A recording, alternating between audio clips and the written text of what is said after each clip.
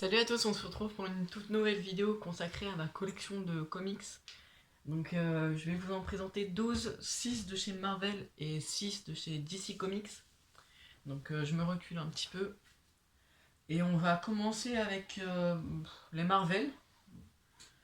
Alors chez Marvel, on va dire que c'est une maison d'édition que j'apprécie beaucoup. Les films qu'ils font, les super-héros Marvel, etc. Mais en comics, je vous avoue qu'au début c'était ce que je voulais beaucoup. Et puis au fur et à mesure j'en ai pris. Et puis je pense que j'ai pas pris les bons comics. Et du coup, ben, j'ai une assez mauvaise image de Marvel en comics. Parce que bon, j'en ai beaucoup que j'ai trouvé relativement mauvais.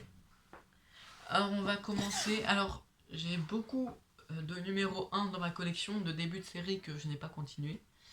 Et j'ai quelques one-shots mais très peu. Alors on va commencer avec des comics que Marvel les années 2000. Donc j'ai Black Widow et Phoenix. Donc qui sont, on va dire, des recueils de comics books, c'est-à-dire d'époque. Euh, donc c'est de vieux épisodes en fait qui sont sortis là il y a pas si longtemps. Je les ai achetés l'été dernier et en fait je les ai pris parce qu'ils étaient vraiment pas chers. C'était 3 € l'unité, donc lui plus Phoenix. Comment vous dire, ça vaut le coup. Après, je les ai pas trouvés excellents, hein. On va pas se cacher. Je sais même pas si c'est des officiels de chez Marvel. C'est Panini Family qui publie ça. Donc voilà, pourquoi pas. Je pense que vous aurez du mal à les retrouver. Et puis si vous les trouvez, ce sera pas au même prix. Je pense pas. Je vais pas m'attarder dessus parce qu'ils sont pas exceptionnels non plus. Alors ensuite, qu'est-ce que j'ai House of M. House of M qui est par contre lui un classique de la maison des idées. Bon, c'est un assez vieux comics. Je vous montre vite fait des pages. Alors l'histoire de celui-ci est sympa. C'est Scarlet Witch, ou ouais, Scarlet Witch, la sorcière rouge, qui a envoyé l'humanité dans une autre dimension et seul un personnage qui est Logan, donc Wolverine, vous le connaissez, s'en rend compte et il va tout faire pour retrouver l'histoire normale. Enfin, peut-être que je raconte n'importe quoi au niveau de l'histoire, mais ça fait un petit bout de temps que je l'ai pas lu, je me souviens pas de tout. En tout cas, les dessins sont plutôt jolis. Moi j'apprécie beaucoup, c'est un event, donc forcément un event c'est plutôt travaillé. C'est Brian Bendis qui est au scénario ou au dessin, je sais plus. Mais Brian Bendis c'est quelqu'un d'important dans le monde du comics. Donc ça par contre, House of M, c'est très bon, en plus il est facile à trouver, entre 15 et 20 €. Facile à trouver, il est bon, je vous le conseille.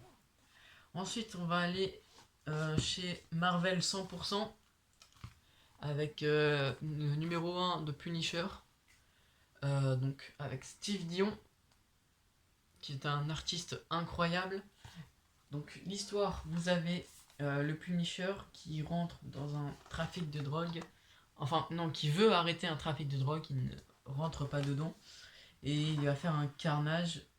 Et cette drogue, c'est une drogue assez spéciale parce que, voilà, je vous montre, elle rend les gens surpuissants. Voilà.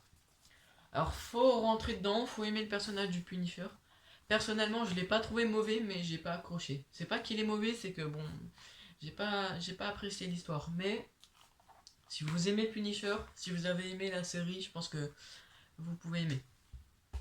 Ensuite, j'ai un que j'ai trouvé plutôt mauvais, Captain America Sam Wilson.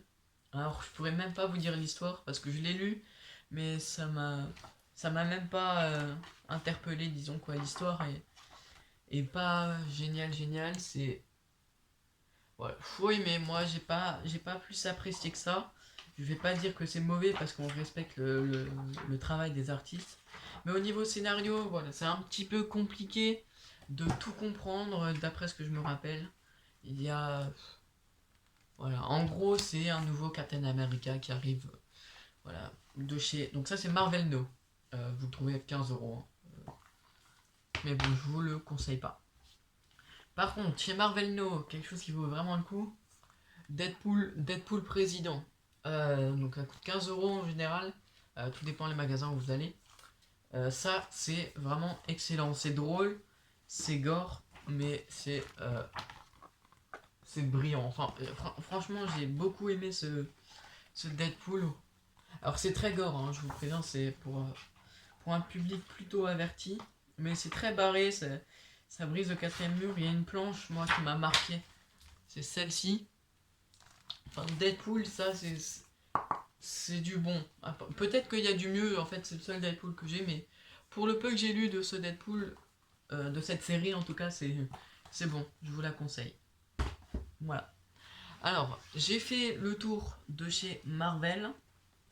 Maintenant, je vais passer chez DC Comics, que personnellement, je préfère DC Comics à,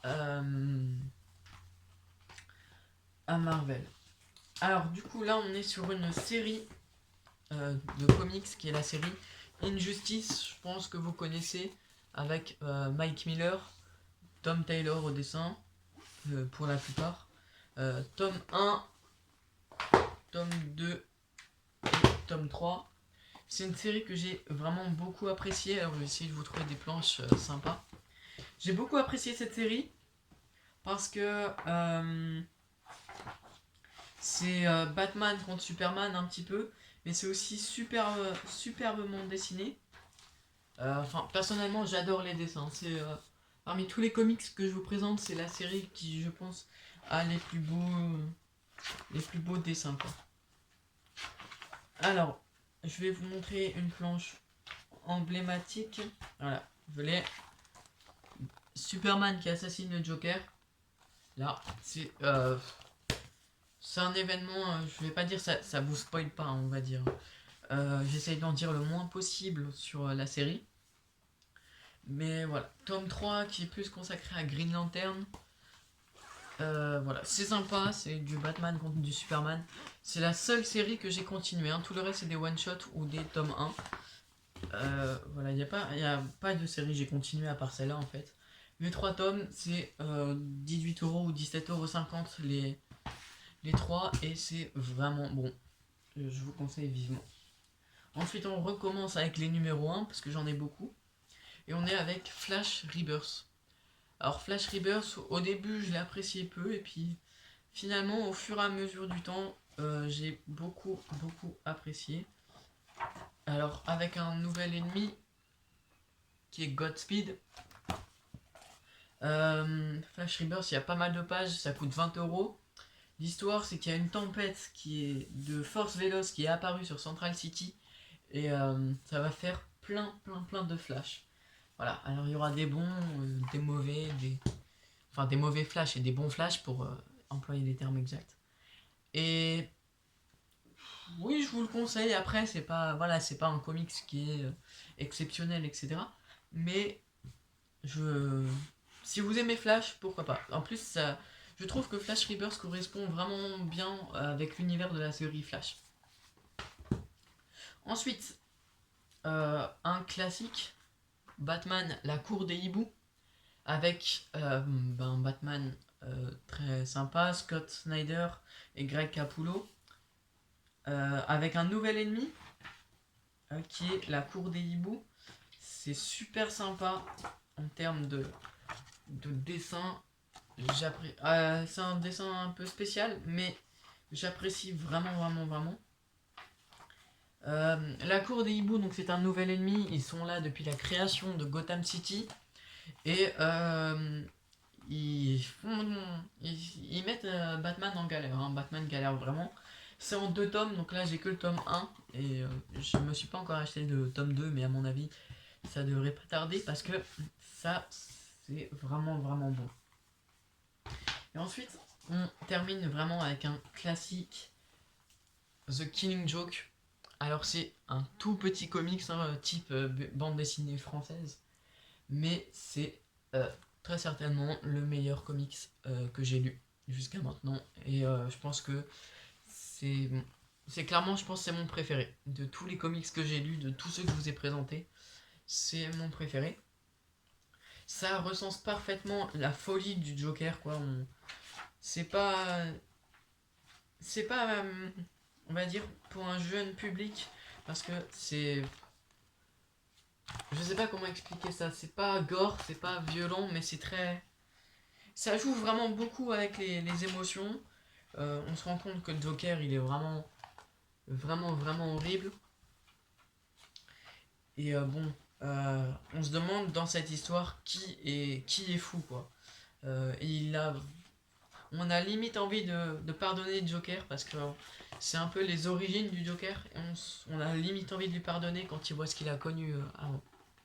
Et sinon, hein, dans cette collection-là, il y a un autre récit dedans qui est un parfait innocent. Ça dure que quelques pages, je ne saurais pas vous dire combien exactement, mais c'est très court. Le comics en soi fait 46 pages pour Killing Joke. Euh, Comment vous dire que c'est exceptionnel. Si vous voulez acheter un comics, prenez celui-là, c'est vraiment le meilleur. Voilà. C'est une vidéo qui diffère de ce que je fais d'habitude concernant les jeux vidéo, etc. Mais je me suis dit que ça pouvait être sympa de vous le présenter et puis de réactualiser cette vidéo à chaque fois que j'achète de nouveaux comics. Ça peut être vraiment sympa, surtout que je compte me lancer vraiment beaucoup dans la collection de comics. Donc si ça vous a plu, mettez un petit pouce bleu, sachant que c'est une émission pilote. Donc si ça vous a plu, n'hésitez pas à mettre un petit pouce bleu et à commenter la vidéo, ça ferait extrêmement plaisir. Voilà, voilà.